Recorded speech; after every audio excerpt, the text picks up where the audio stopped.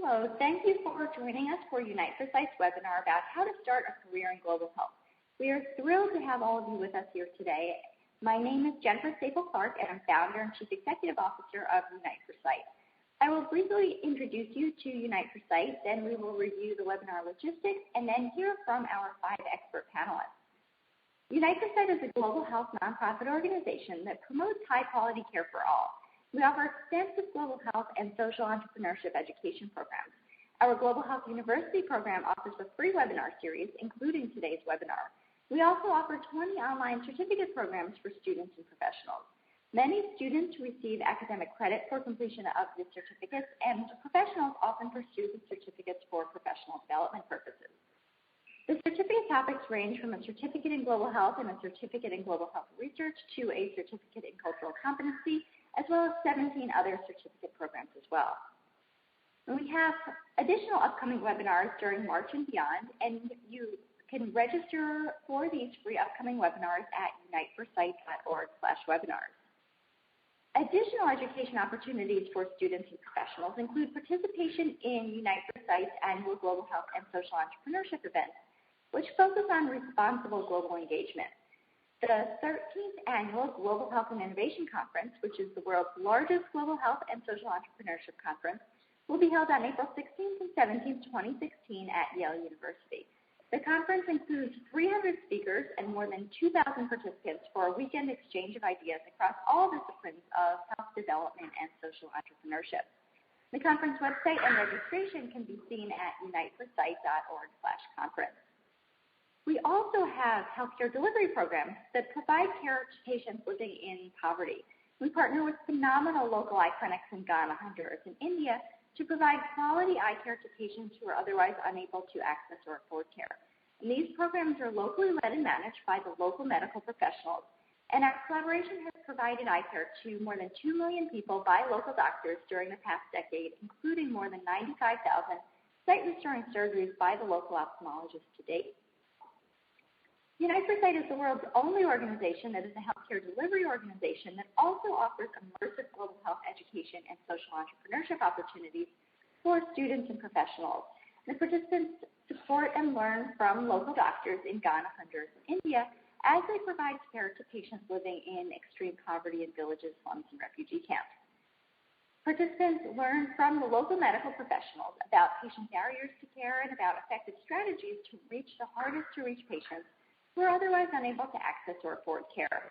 The local doctors are incredible social entrepreneurs who design effective and innovative strategies to eliminate patient barriers to care.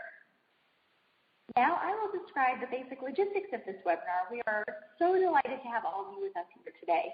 We have 5 amazing panelists, and they have a wealth of expertise to share with you during this next hour. Each of our panelists will start by giving a 2-minute introduction about themselves, their current role, and their key guidance and advice about how to start a career in global health. Then we will dedicate the remaining time to your questions and answers. We received a series of stellar questions already from you, our audience, by Tuesday's question submission deadline, and we selected the most common and most thoughtful questions to ask our panelists. We also invite you to submit additional questions in the text box on the left of your webinar screen, and we will select additional questions today to ask the panelists as well. We also encourage you to tweet about the webinar, including your key lessons learned, by using the hashtag #GHUWebinar, and you can see that hashtag in the webinar visuals on your screen. Now we will proceed with having our panelists introduce themselves in alphabetical order. I am delighted to introduce you to our first panelist, Shin Daimyo. Shin, please begin by introducing yourself, your background and current role, and please share your key guidance and advice about how to start a career in global health. Sure. First off, Jennifer, thanks for having all of us. It's a really great pleasure to be here again. My name is Shin Daimyo. Currently, I act as the Senior Advisor for Mental Health to the organization called Partners in Health. I'm also a Paul and Daisy Soros Fellow and currently a Master's of Science in Nursing candidate at the Yale School of Nursing. My background is largely, I would say, probably in 3 main areas. The first being mental health care delivery and service development, health system strengthening and quality improvements, and then the creation of health policy. And my career had been a little bit unique in that most, if not all, of my experience has been in coordination with local providers and local governments, with really having local providers take the lead. Over my career, I've worked in over 15 countries that span different parts of Africa, India, South America, Central America, Haiti, and parts of the United States. I've worked at the World Health Organization. I mentioned Partners in Health. I've also worked for an organization called the Lesotho Boston Health Alliance, which is based out of Boston Medical Center, and the Harvard Program in Refugee Trauma, providing services to people who have been affected by torture or natural disaster. In terms of advice, and I imagine we're going to really be able to get into this, but I can't stress enough the importance, and Jennifer touched on this a little bit, about working with local providers and really having local providers take the lead about defining what they need, what they want, and how you actually move forward with things. But yeah, we can talk more about that. So thank you again. Excellent. Thank you so much, Shin. And Peter Drobac, if you can also please introduce yourself and share your key advice and guidance. Sure. Thanks, Jennifer. Hi, Shin, and hi, everybody else. My name is Peter, and I'm currently the executive director and co-founder of a new university in Rwanda called the University of Global Health Equity. It's an initiative of Partners in Health, and it's the first university in the world, or will be, dedicated to to global health delivery and to healthcare equity. And we're just getting off the ground right now, but it's going to be really the world's next great university. We're going to train physicians, nurses, healthcare managers, and all sorts of other healthcare professionals, hopefully in a new way, and one that's very much grounded in both the values and experience of Partners in Health in particular, and our many partners around the world, and really try to capture the 3 decades of experience that we've got as an opportunity to reimagine education for healthcare professionals. I'm a physician by training, infectious disease, medicine, and pediatrics, and I grew up and started my studies in Wisconsin, ended up in Boston for residency training, and was fortunate after about a year and a half of making a nuisance of myself to get an opportunity to do some volunteer work with Partners in Health, and basically just hitched my train to a great organization ever since then. That was about 13 years ago. And in terms of advice, I think, what I would say, I had a lot of kind of repetitive, short-term exposure type experiences to global health when I was in college and shortly out of college that had sort of a low ceiling in terms of my own skills development. I think the most important thing you can do is find longitudinal exposure, and that can come in 2 forms. One is through strong mentorship, and the second is through a longitudinal engagement with a community or with a country or with a program, with a place where you can really get to know people, get to become a part of it, and grow with that community and with that organization. It kind of runs contrary to perhaps other advice, but I found it to be the most effective part of my own growth. Thanks. Excellent. Thank you so much, Peter. And Gabrielle, Fitzgerald, if you can also please introduce yourself and share your guidance. Great. Thanks, Jennifer. Thanks for hosting this today. Just to give a little bit of background to my career, it's a bit unconventional that I've ended up speaking about global health, because I started my career working in politics. And I worked on political campaigns and in government, and then I went back to grad school and I got interested in international development and global health. I was fortunate enough to have get a fellowship with USAID Zambia, which really was my first exposure to global health. But went back to Washington, D.C., where I wanted to get back to for personal reasons, and had a really hard time breaking through, because at that time, global health was the domain primarily of scientists or researchers or doctors. And so even though I'd had some really great experience working in the White House or the work that I'd done in Zambia, it kind of wasn't applicable to global health at that time. But today, for those of you who are thinking about starting a career in global health, something that I think is really exciting that has changed is that global health is a much bigger tent now, and we need financial experts and anthropologists and accountants, and you kind of, whatever your skill set is, there's a real need for that across global health programs. So I think the good news is it's a much broader and more diverse field today. And so I think there's a lot of opportunity to contribute a range of skill sets to solving some of the global health problems that we're all facing. So I'll stop there. Terrific. Thank you, Gabrielle. And Courtney Kelly, please introduce yourself and share your guidance as well. Sure. Thank you so much for having me. And I just also want to say that it's an honor to be on this distinguished panel. Just before, to give a little context about my role, I wanted to introduce Demagi because I'm not sure how many folks know about it. But we're a social enterprise that was founded in 2002 out of MIT's Media Lab. And we're a software company that focuses on developing technology to improve service delivery in underserved communities all over the world, primarily in public health. We're probably, if you do know about us, we're best known for our software development platform, which is ComCare.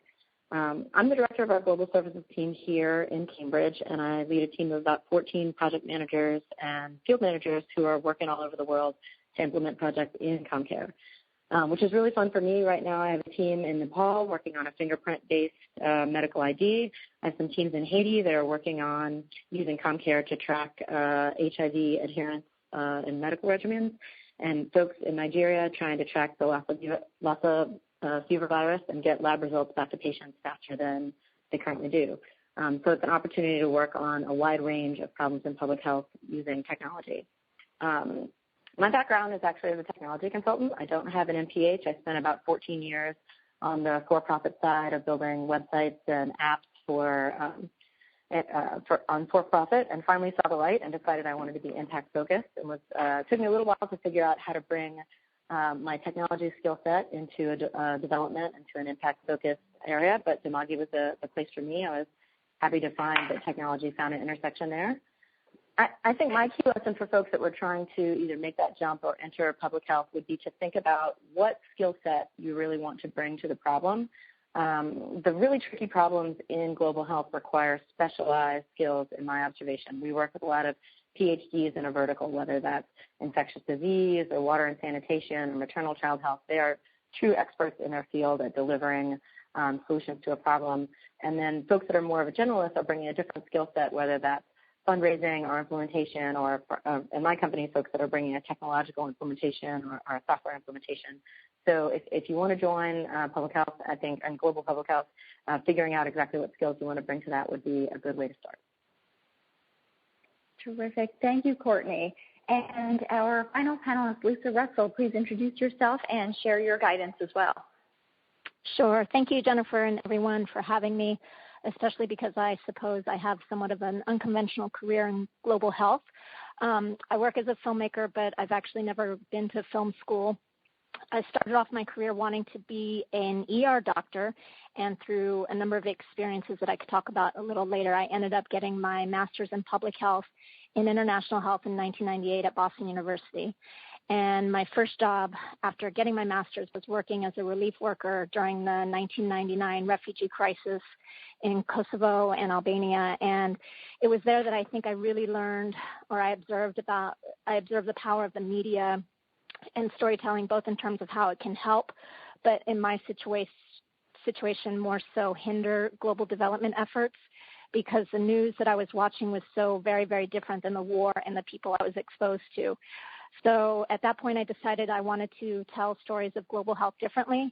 And after spending many, many years learning the craft, I began working as a filmmaker. I direct, I produce, I shoot, and I edit my own films for various UN NGO agencies, and have more than, 10 years experience producing films on issues such as obstetric fistula, maternal health, impact of war on young people, HIV, AIDS, etc. My advice for anyone interested in starting a creative career in global health is to really observe and understand the responsibilities that come with telling stories of people who have realities that are so very different than our own. I like to call this narrative justice, but that would probably be my quick introduction. Terrific. Thank you so much, Lisa, and thank you to all of our panelists. As you heard, they have an incredible wealth of expertise and guidance to share with you today. Now we will proceed with the question and answer session. As mentioned earlier, we received many questions in advance from you, our audience members. If you have additional questions, please post them in the text box on the left of your webinar screen.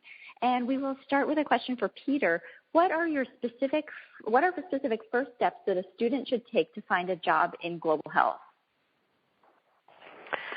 Thanks. Great question. I think a hard one to start with because global health is not only a big and broad field, as Gabrielle was talking about, but also a relatively young field. And so career paths are still sometimes a little bit nebulous and coming together. I think the first thing that I would say is that, the largely poor communities that we're generally trying to serve in doing this work deserve the best.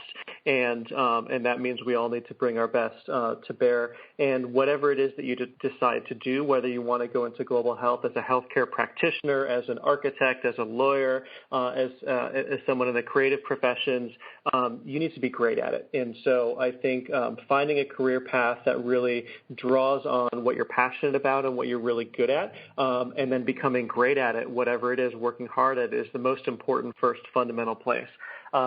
There's always going to be some cross-cutting skills that are going to help you, and I think as a part of getting smart about global health and doing everything you can above and beyond what you may learn in school is helpful. And, I won't have time to go through all of them, but there are a lot of terrific resources. We put together some great global health courses through Harvard X, the Global Health Delivery Online communities, and there's a number of other ones as well. And then I think, early experience and exposure is going to be really important.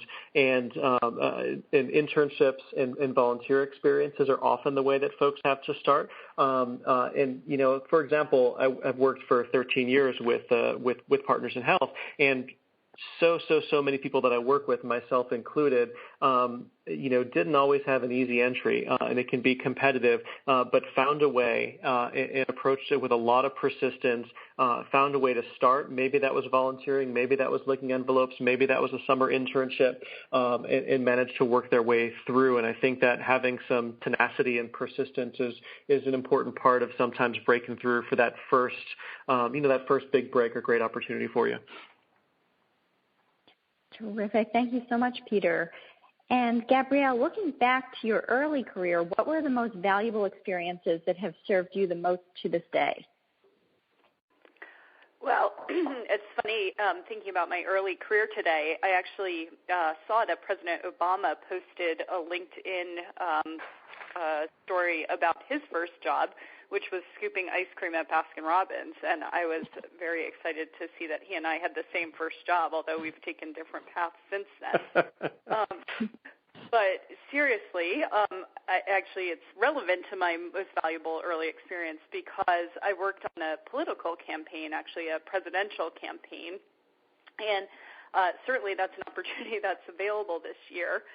And while that's not in global health, political campaigns give a tremendous amount of young people responsibility for young people. You're going to work really hard, you're going to learn a lot, and you're going to build a network that can last for a lifetime. And what's so important about political campaigns is you're focusing on a very specific goal, and so you need really ruthless discipline about how you get there because there's only one winner or loser on election day. So the experience you're going to get in strategy and execution is second to none and will serve you well either in politics or if you take that political expertise and bring it to global health or another field. So a bit of a different start rather than global health, but I think it really served me well in my earliest career. Great. Thank you, Gabrielle. And Lisa, what do you wish that you knew at the beginning of your career? Looking back, what would you want to tell yourself at the start of your career? Well, this is an interesting question because I think for me, my biggest obstacle was really the pressure I put on myself to figure out exactly what I was supposed to do. Everything seemed of interest to me. I could justify, working endlessly as a humanitarian aid worker. I could be a medical illustrator. I could do all sorts of things. But the thing that I knew is that I wanted to do something creative, but then I also wanted to do something to do good in the world. And at the time, I did not see options or possibilities to blend those two together. At the time, there were no career paths that I found that were blending global health and filmmaking or global health and creative work. And so I would say looking back or giving advice moving forward, I would just say to students or people who are interested in creative fields is really to try to do everything. What I realize sort of now looking back is that every misstep I took actually helped me in some respect. When I worked at the social issue PR firm, I learned how to write press releases that I still now write for my own career.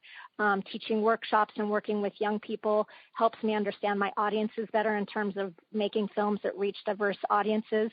So I would say if you are not quite clear of your career path, try everything, because every step you take, I think, is going to give you something, whether it leads you farther down that path or it gives you, it guides you to another path. It's all going to be worth it. But yeah, for me, I think I just really had option paralysis. I could not figure out what to do, and it gave me a lot of stress. So I wish I could have told myself to just chill. You'll figure it out. Wonderful. Thank you, Lisa. And Shin, if you could change your career preparation or early career, what would you do differently? Sure. I think the biggest thing for me, and a lot of what I've seen from a lot of people that I talk to that are still students or wanting to get into global health, is a lot of people end up jumping into grad school fairly quickly. And I think part of that is this belief that, you need a grad degree. I particularly think of an MPH. I also have my MPH. And then whenever I speak to people who are straight out of college who don't have a lot of field experience, whether that's globally or working with poor communities of need here in the U.S., they don't really have a lot of that experience. And so, unfortunately, they end up jumping into another degree program, and that's what I did, hoping that you would sort of gain the skill sets and be able to make the connections to have a real job when you get out, and also to make great use of your grad degree program. If I could change one thing, I probably would have worked more before I went back to grad school. I'm now in my second master's program, and I can definitely say that I take advantage of every single day, and I'm able to ask questions and see things much more clearly and much more strategically for my own career because of all the work I had done before I came into this grad degree program. During my MPH, it was invaluable. It gave me an incredible lens of how to think. It gave me an incredible moral and value compass in order to really guide my career and how I do global health. But from a skill set standpoint, and really in trying to contextualize how the skill sets I was learning in the classroom were going to apply to how I was going to work, I really couldn't make that connection, and I feel like I really did myself a disservice by not working before and being able to make those connections while I was in grad school. So that would probably be the biggest thing. Great. Thank you, Shin. And Courtney, what is your favorite and least favorite part of your job? Oh, my goodness. I have so many favorite parts, but I will, for the sake of the call, narrow it down to just one, and it has to be that literally improving a program. So there are health programs all over the world, and one of the opportunities about technology is to just take an existing program and maybe streamline it or improve it a little bit for folks.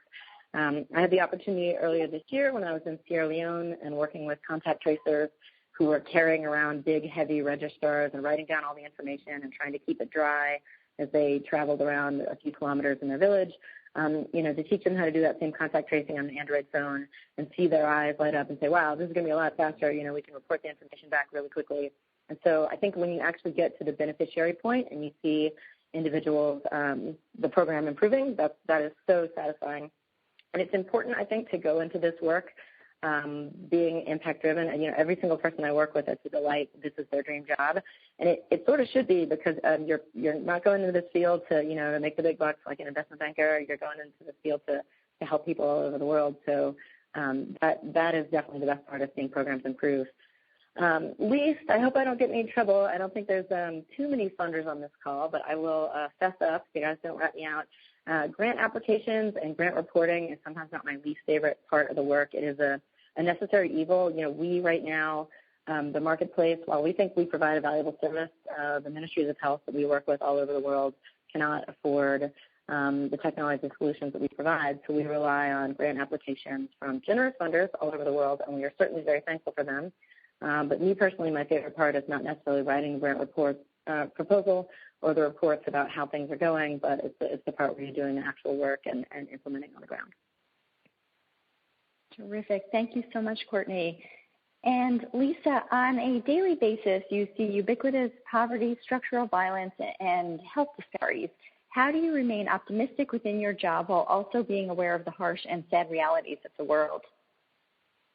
Well, this is a really interesting question, and actually it's one that I get quite a bit. And for me, it's interesting because I see difficult things both in terms of when I shoot them, but also if anybody sat in a room with an editor, I have to replay them over and over and over and over again.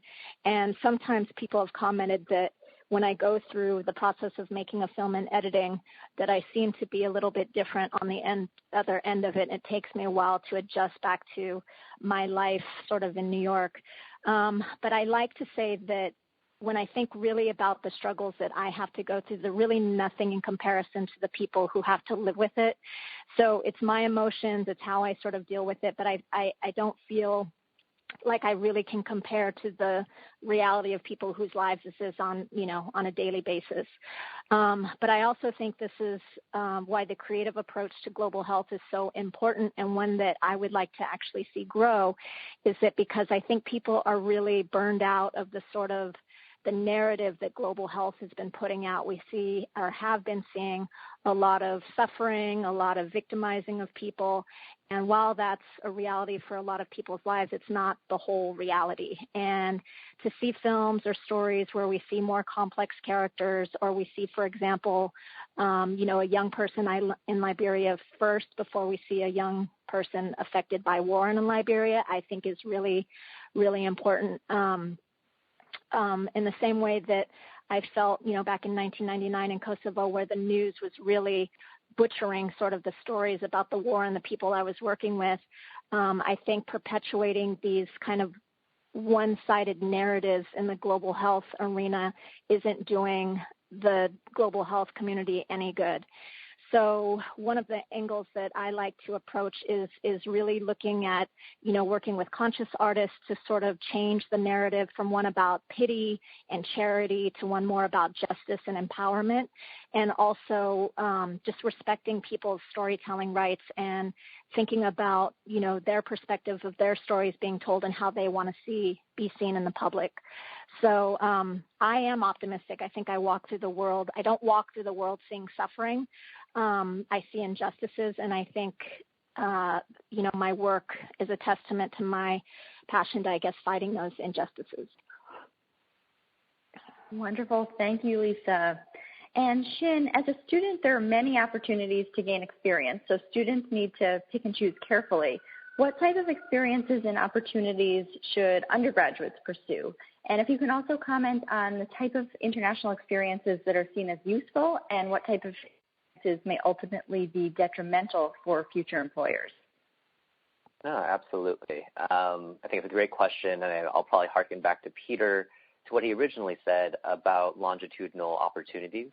And I would probably tweak the question a little bit to talk about what type of experiences that students and other professionals can do that are ultimately helpful to the communities that you're serving. Because at the very end of the day, that's really what we're all going for.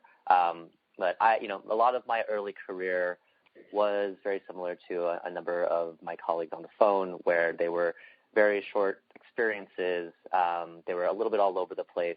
And it wasn't until my career started to progress that there started to be a little bit of a theme of not only the type of skill sets that I was building, but also what was important to me and what I was ultimately passionate about. And for me, that is mental health, and it's something that I've been doing for over a decade now.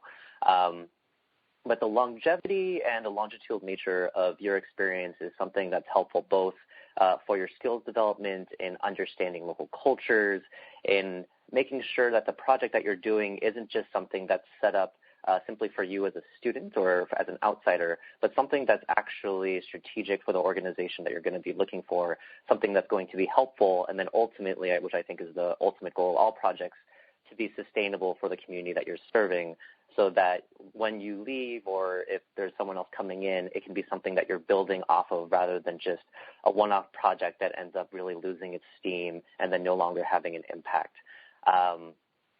I think, again, that sort of goes back to what is useful and what is helpful. We always want to be careful about the types of organizations that you're looking at, how they're helping the communities, I always really appreciate when Unite for Sight talks about working with local communities, local colleagues, and really having the local colleagues take the lead. Their needs should really define what work you end up doing, and what you should be doing is something that they define as helpful. I think whenever I think about people that I interview for jobs at Partners in Health or other organizations that talked about, it's very clear about how people speak, and it's always clear about how people speak about their work, whether or not they sort of quote-unquote get it. And a lot of that has to do with you understanding and probably to a greater degree empathizing with the needs of a community and really how sustainable development in global health is actually done. Excellent. Thank you, Shin. And Peter, students are eager to have international experiences, but some are unable financially to pursue these types of opportunities. How would you suggest working in a healthcare setting abroad in an affordable way? Thank you. This is a question that resonates. My first job in global health was a volunteer job with a children's rights NGO in Tanzania just after college. And they couldn't pay me because they were a little local NGO. And I worked as a nurse assistant on graveyard shifts at a psychiatric hospital for a year to save enough money to go there. So I know how difficult it can be sometimes. So that, I guess, could be one path. But some other ideas that I would suggest to folks would be, first off, find a great organization working in global health and find a domestically based job and a place to start. And that can be an NGO, that could be a faith-based group, that could be a public sector organization, or maybe not something tangential to global health, like working for a political campaign, again, as Gabrielle was saying. But start here and do work that's going to allow you to get it in, to build a skill set, and to help earn yourself an opportunity to go abroad that somebody else can pay for.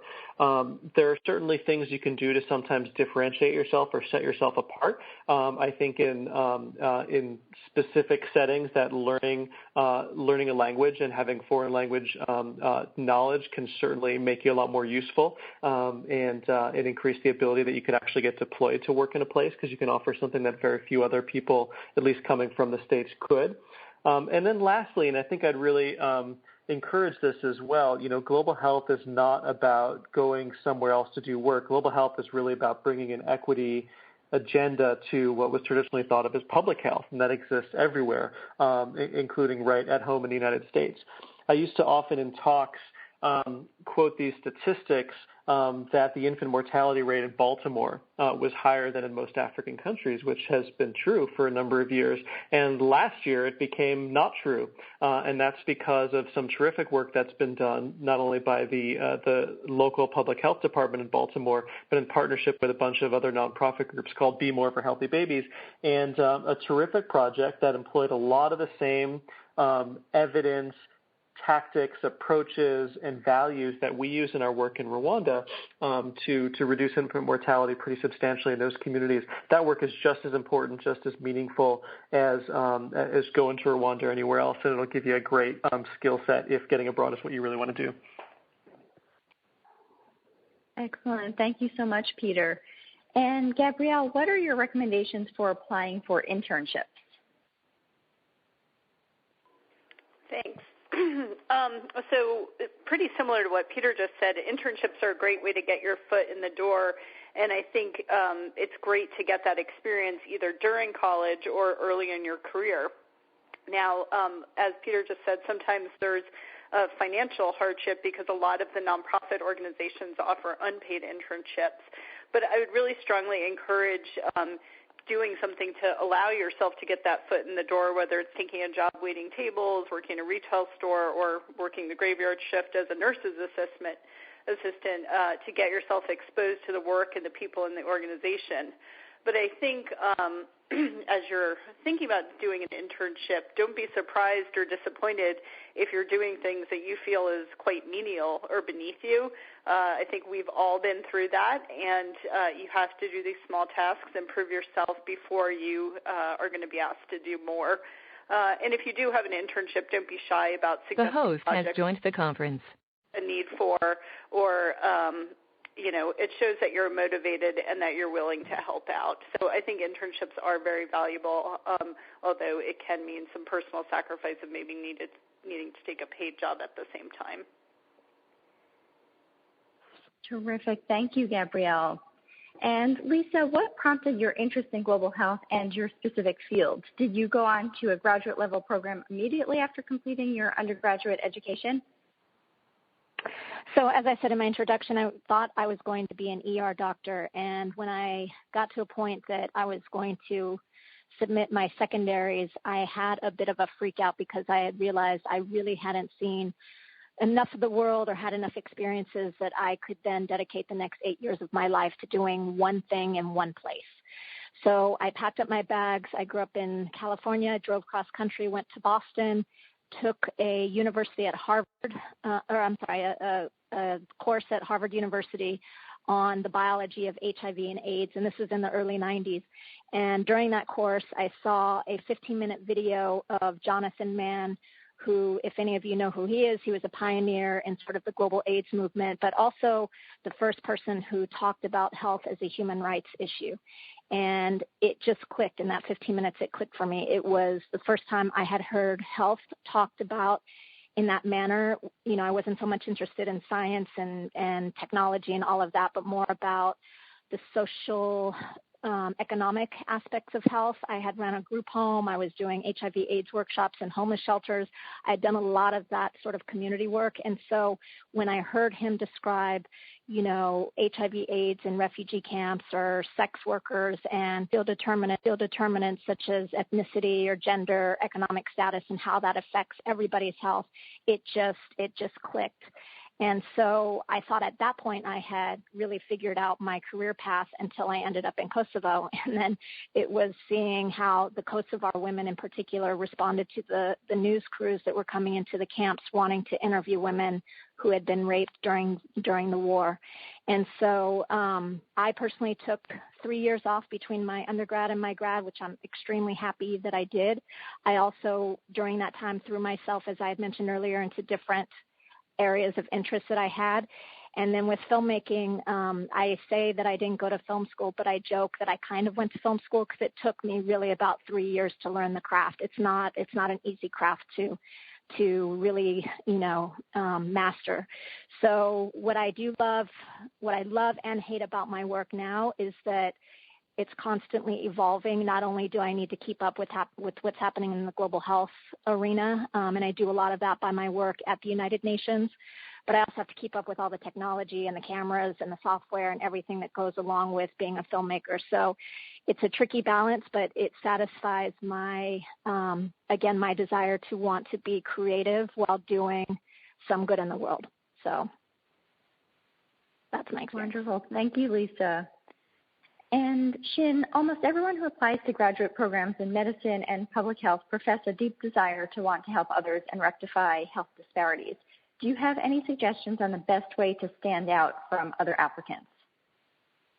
Sure. And I'm going to throw in nursing in there just because I'm also a nursing student. But whenever I sort of look through applications, whether it's for jobs or for future students, I'm always trying to be compelled in one way, shape, or form. I think a lot of admissions committees are always looking for inspirational students and inspirational leaders. And again, I think this goes back to a common theme that I think everyone has been talking about getting actual experience and not rushing into grad programs immediately after college without really working outside in the world. And I think my biggest thing that has been helpful to me in my journey in working in global health, and aside from all the skills that I've gotten, is that I've really been able to hone through all my experiences, both domestically and internationally, creating core moral values that are really centered in social justice.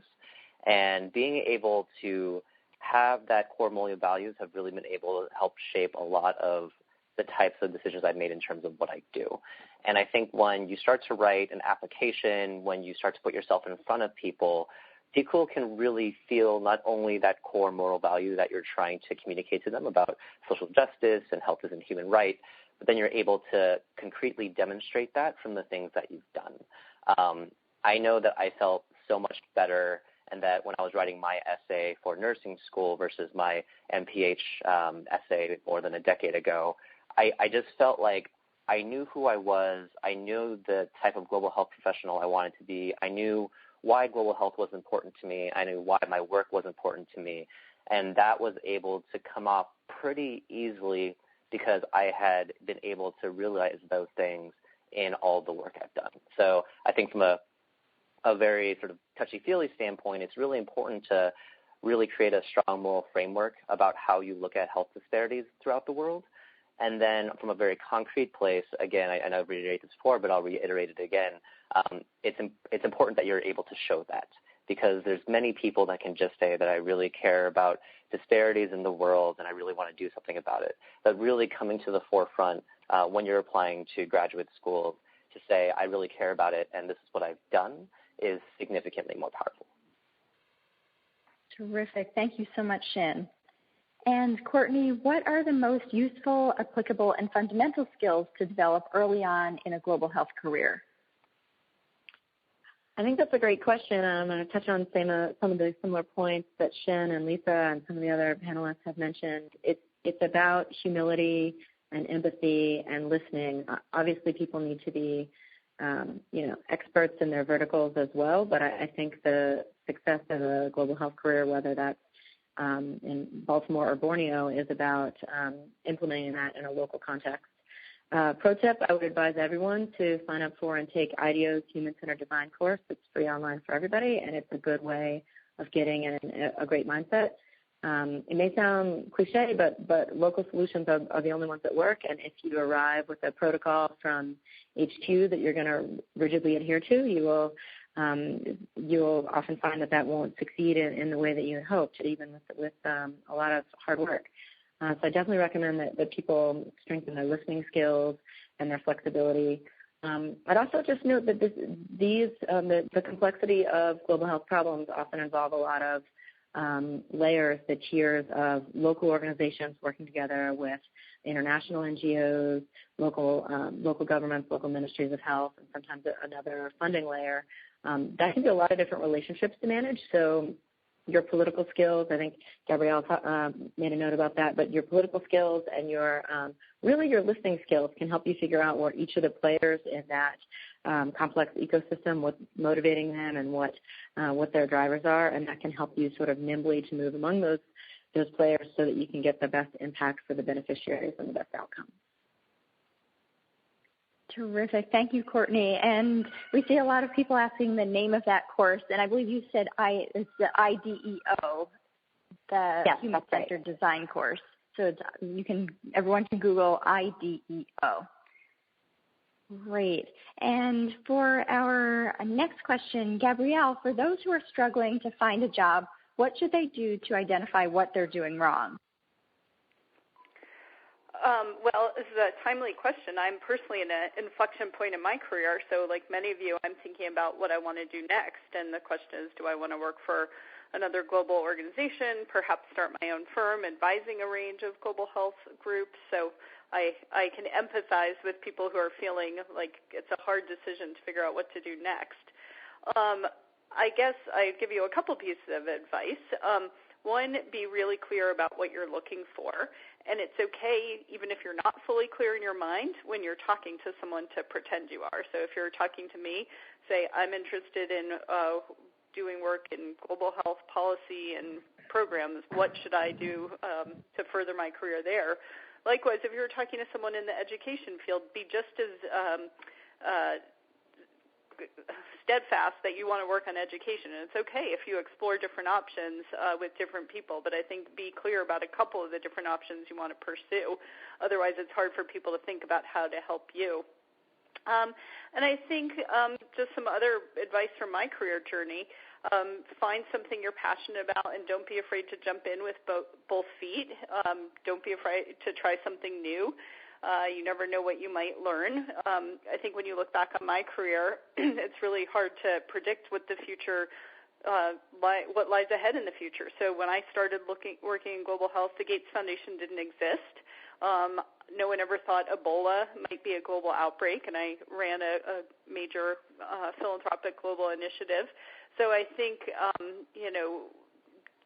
really, I would encourage people not to feel stuck, to really keep focused on a job search, look for something that you're passionate on, and don't feel like perfect can be the enemy of the good. Try something, and if it doesn't work, then you move on and you try the next thing. So for those people who are in that decision point in your career, I empathize with you, but think of it as an exciting opportunity with lots of doors open before you. Terrific. Thank you, Gabrielle. And Peter, do you think that a dual master's degree helps to make candidates stand out? And more broadly, how should degree plans be determined? What degree should one pursue? How should one decide between the many degree options that are related to global health? Yeah, so I think, certainly a dual degree could help a candidate stand out. I'd argue there are lots of ways to stand out, and a lot of them probably cost less than a master's degree, much less two. At the undergraduate level, the beauty of American higher education and the liberal arts is that you can explore and you can be driven by what's interesting and what you're passionate about, and it teaches you to think broadly and solve problems and think critically, and that'll serve you well in the future. When you come to the graduate level, I think as a number of folks have already mentioned today, it's really hopefully about cultivating specific skills that are going to help you achieve your goals. And I think not jumping into a master's program until you're ready to start answering some of those questions for yourself is something worth thinking about if you have that option. MPH, probably the most common degree for people going into global health, is a really good example. There's an incredible breadth in the types of MPH programs that are offered. And if you go in with a vague notion of wanting to do some good in global health, you can sort of go and tick your boxes and do epi and biostats and environmental health and get your degree and not necessarily have a real specific skill set that's going to allow you to nail your next opportunity. But if you go in knowing specifically what I'm really interested in is quality improvement, what I'm really interested in is I want to do research, what I'm really interested in is whatever, you can curate your experience to take the courses, to meet the people, to seek out the professors, to find the internships that are really going to help you get there. Dual degrees oftentimes, I think, make sense. There's no one program, even two programs that are going to help you get all the skills you need to do. The jobs that I've had over the last 10 years, probably 80% of it I didn't learn in any school, in med school, in public health school, anywhere else. So some of that you're just going to have to learn as you go. But Walter Isaacson says that creativity is a team sport. And what he really means by that is that innovation often comes from bringing disparate perspectives and skill sets together. And that's something to think about as you think about dual degrees as well. So traditionally, you can take something complementary like a clinical degree program and a master's in public health, but maybe it's architecture and public health, or maybe it's, it's law and an MPA. There are lots of different ways to slice it. But again, it's really got to be driven by your own passions, your own interests, your own skills. And I think it should be skills and competency driven as opposed to degree driven decision. Great. Thank you, Peter.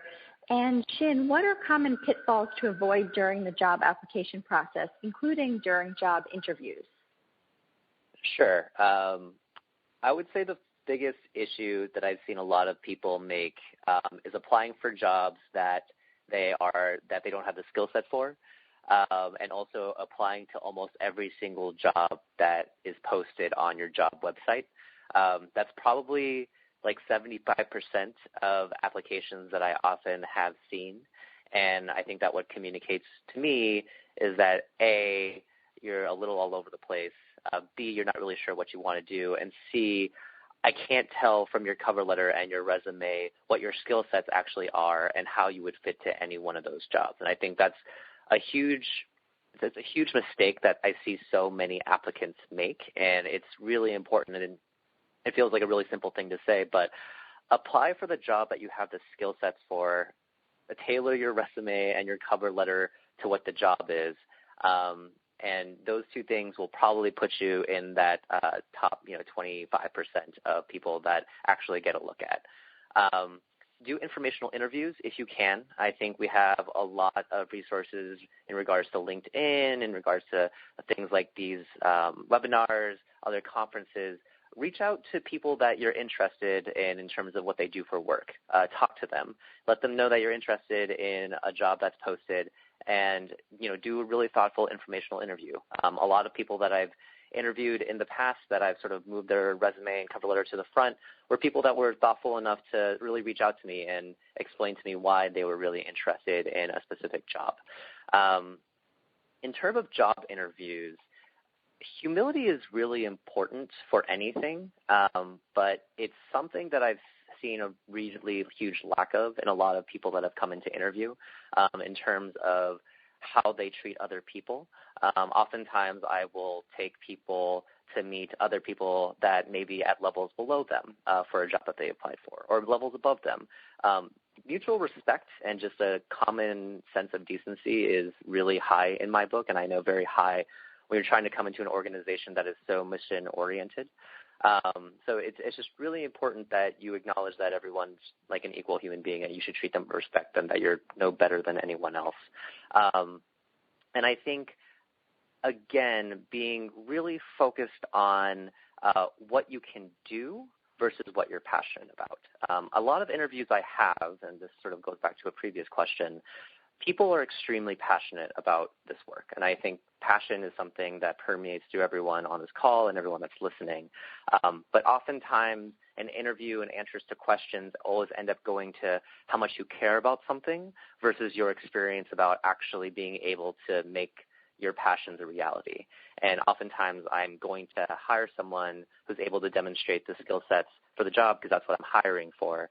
And I generally can get from a 1 to 2 minute conversation whether or not you're passionate about something. So I would say those are the biggest things. Wonderful. Thank you, Shin. And Courtney, how should students prepare for a career in global health technology? Sure. Thank you so much. I think there's already been a lot of great advice on this panel, and I'll just add a couple of things to that. One of my fellow panelists already mentioned languages, and I'll say specifically when I am hiring for a Daimyo field team, the languages that we deliver programs in and find in the most need are French, Haitian Creole, Hindi, and Portuguese. So if you're still in school and you have the opportunity to become fluent in those languages, I think that would be great. It adds a lot to your resume to be able to work with folks in the language that they need. I also think finding ways through summer programs or internships or externships to figure out how you really perform in a resource-constrained environment and then be honest with yourself about that is really important. So there are folks in the world that enjoy a 9-hour van ride in Nepal and folks that don't. And I find that the people that enjoy the career and have a lot more success are the ones that are along for the ride. And then specifically for the technology point, I would say use all the platforms you can, not because that is the platform that you'll use in your next job, but because the skill set of learning to use a technology platform makes you better at it.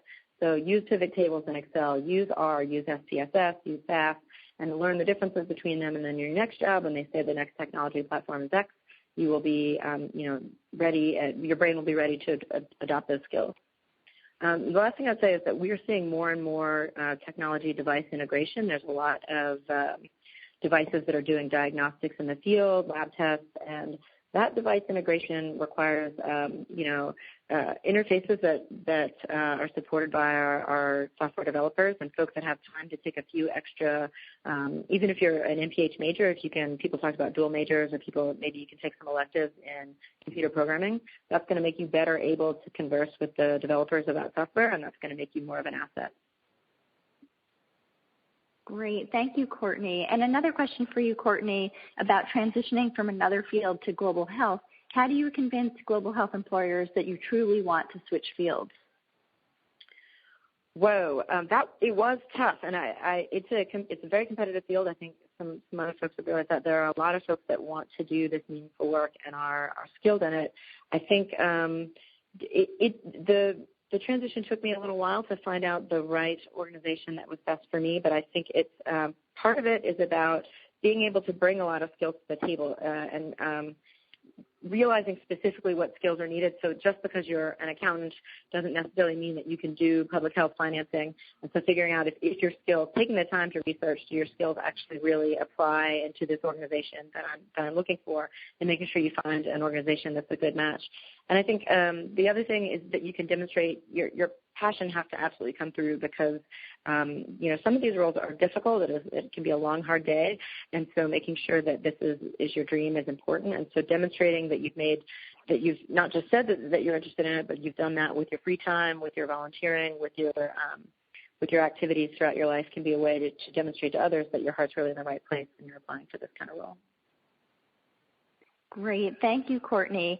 And Peter, as with any career, no one starts in their dream job. Can you talk about career advancement and different trajectories in global health?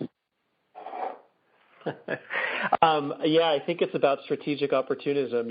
My career in global health started on a whim because I got really interested in primate behavior and thought I wanted to become the next Jane Goodall. It's what initially led me to Tanzania, and so it's been a bit of a circuitous path. Like I said, this isn't like a lot of other professions where there's a really reified, clear, well-defined path. Global health is evolving and changing every day as we go, and I think that having skills and having experience, having passion, having connections, having networks, and being able to really seize opportunities is what it's all about. I would not have predicted I'd be where I am today. Even 5 years ago.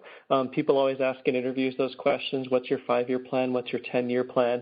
I've never had one, honestly. And at some key points along the way, when it wasn't clear what the next step was for my next job, I invented it. And most of us are going to be in jobs that don't exist right now, 20, 30 years from now. So when all else fails, invent your next job.